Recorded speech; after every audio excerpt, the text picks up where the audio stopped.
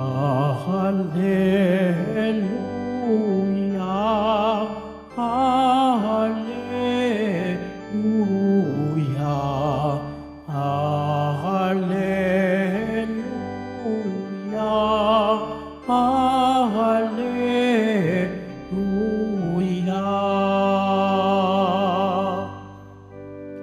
Mapalad ang sumusunod sa salitang buhat sa Diyos at namumuhay ng angkop. Hallelujah, Hallelujah,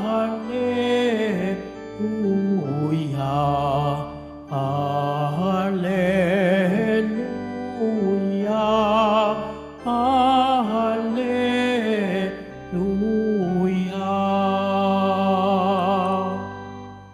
Sumainyo ang Panginoon, At sumayo rin. ang mabuting balita ng Panginoon ayon kay San Mateo.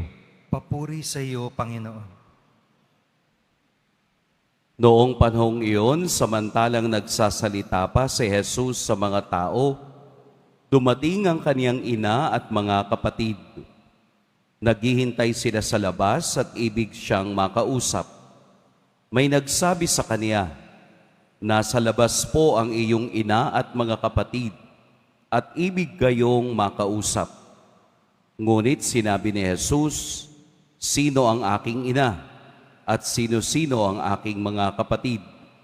Itinuro niya ang kaniyang mga alagad at sinabi, "Ito ang aking ina at mga kapatid, sapagkat ang sinumang sumusunod sa kalooban ng aking amang nasa langit, ang siya kong ina at mga kapatid." Mga kapatid, ang mabuting balita ng Panginoon. Pinupuri ka namin, Panginoong Hesukristo. Magsiupo muna pong lahat. Magandang umaga po sa lahat. Ating pong purihin at dakilain ang ating poong Jesus Nazareno. Ngayon po ay pinagdiriwang natin kasabay ng ating debosyon ang presentation of Mary in the temple. Si Maria ay inihandog o dinala sa templo.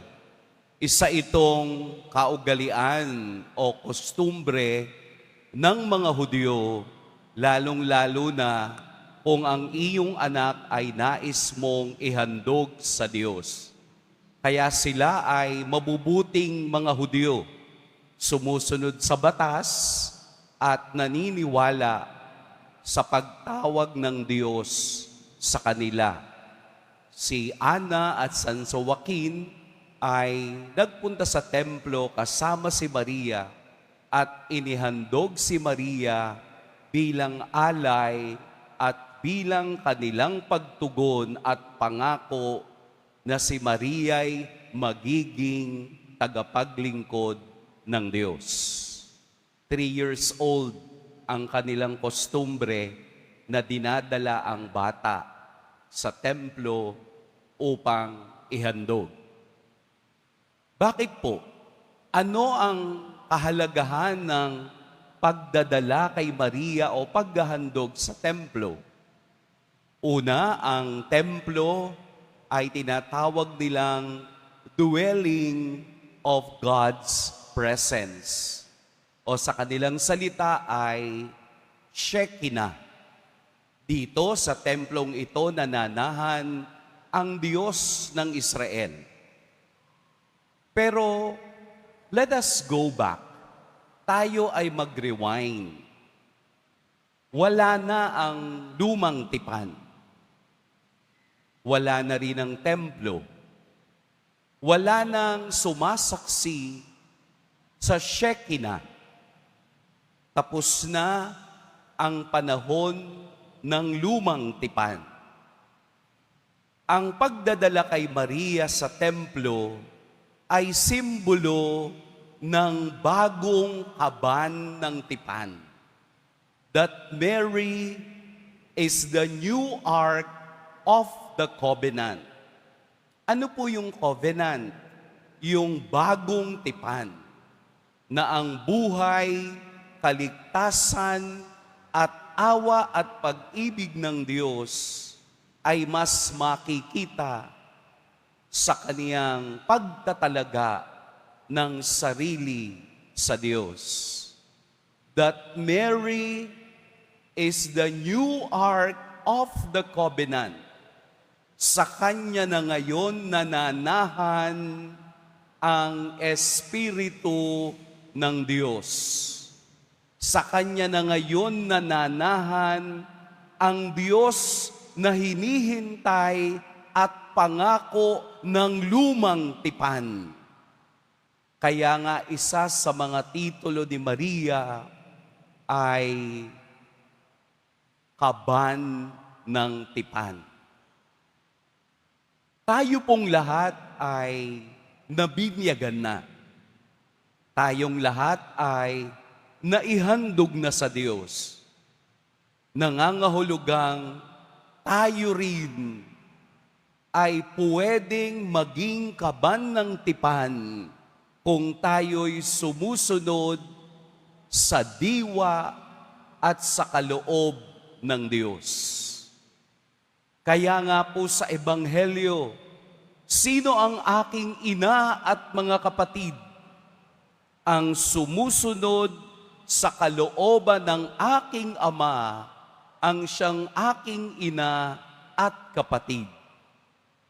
At si Maria sa kaniyang buhay, ang kauna-unahang taong sumunod sa kalooban ng Ama nang sinabi niya sa anghel na maganap nawa sa akin ayon sa wika mo.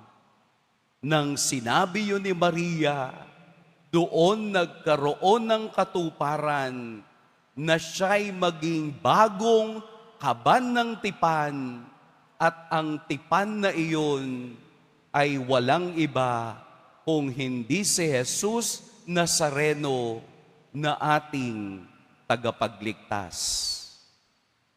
Si Maria ay halimbawa ng pagsunod sa kalooban ng Ama.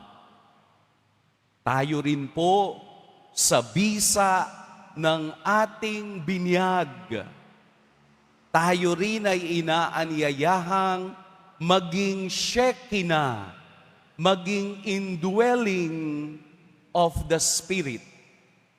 Tayo rin ay inaanyayahang sumunod sa Diyos sa kaniyang kalooban sa pamamagitan ng ating buhay. Tayo rin ay inaanyayahang ang templong Diyos na ito ay ialay natin sa Kaniya upang tayo'y maging kalugod-lugod sa Kaniyang paningin hanggang tayo'y makarating sa tunay na liwanag, sa tunay na templo, sa tunay na presensya ng Shekinah ng Diyos. Lahat tayo na binyagan, lahat tayo'y binigyan na ng kapangyarihan ng ngumula sa Espiritu Santo upang makita sa atin ang pagliliwanag ng Diyos at ang kaniyang walang hanggang awa. Kaya sa pamamagitan ng pagpapakumbaba ng mahal na ina, nagkaroon ng katuparan ang pangako ng lumang tipan na ang pangakong Mesiyas ay isisilang ng isang dalaga mula sa Nazaret. Ang kasaysayan ng kaligtasan ay hindi makukumpleto kung walang plano ang Diyos sa buhay ni Maria noon pa man hanggang ngayon, ang biyayang iyo'y nananatili sa Kanya. Si Maria bilang unang disipulo bilang unang nakinig, bilang unang sumunod sa kalooban ng Ama, ay modelo nating lahat kung paanong sumunod, kung paanong magpakumbaba, at kung paanong magtiwala sa walang hanggang kapangyarihan ng Diyos. Kung kayo'y nalilito, kung kayo'y nawawala ng lakas ng loob, kung kayo'y nanghihina, si Maria'y ating takbuhan upang ipakita ang tunay na halimbawa ng pagsunod at pagyakap sa plano ng Diyos. Amen. Pagpalain tayo ng poong may kapal.